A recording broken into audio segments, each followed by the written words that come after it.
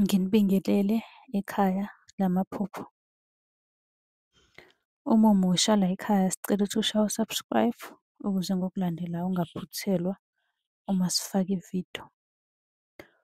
Ukubaluleka-ke kokuthi u-subscribe, senzela ukuthi uma ubuza umbuzo kwi-comment, sithi masibuya nevidiyo eyimpendulo, i-notification izongena kumakhalekhukhwini wakho, ebese ividiyo-ke uyayibona ngokushesha kanjalo. Kanti uma unga-subscribe-ile, angeke uze ubone nhlobo ukuthi cha, impendulo usuyitholile. Ngakho-ke uma unombuzo buza kwi-comment sizokwenzela ividiyo. Uyakwazi futhi ukusi-inbox-a lapha ku-TikTok, usi-follow-we, inbox ucele inombolo ka-WhatsApp ozobuza njalo kuyona ekuseni uma-ke kukhona isibonakaliso obenaso.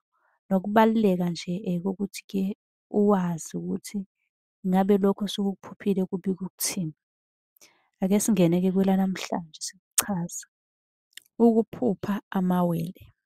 Amawele siyazi ukuthi la kusuke kungabantu ababili abafanayo abangahlukaniseki, yize bekhona-ke abanye-ke abathi-ke bengafani.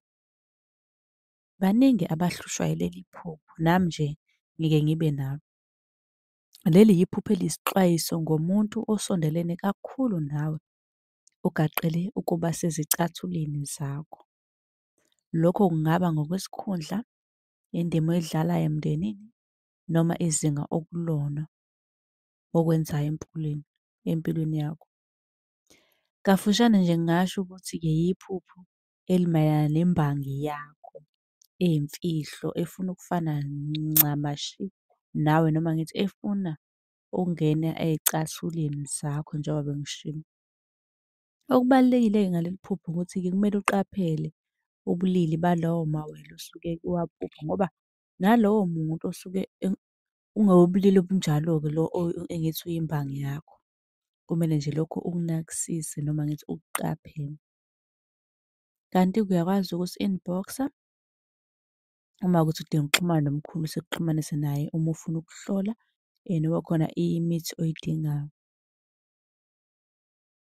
Inbox ucele inamba ka-WhatsApp yamaphupho. Uyakwazi-ke futhi nokubuza ku-comment. Ngizobe sengikwenzela ividiyo nawe ngokukhethekile siyiphoste lapha ku-YouTube. Kanti uma kuwukuthi kade ubuza phuthuma ku-YouTube, izimpendulo nje ziningi zifakiwe. Amavidiyo nje enqwaba, okwakho ukuthi uyosesha ukuthi lelo phupho oluphuphile lithini, uzobe usuluthola lapha ku-YouTube esichaza khona kabanzi ngamaphupho. Ningakhohlwa uku-subscribe-a ku-TikTok, ni-subscribe-e ku-YouTube, nisilandele yonke indawo ukuze uma ngiphosta kuzongena i-notification, impendulo yakho isheshe ifinyelele.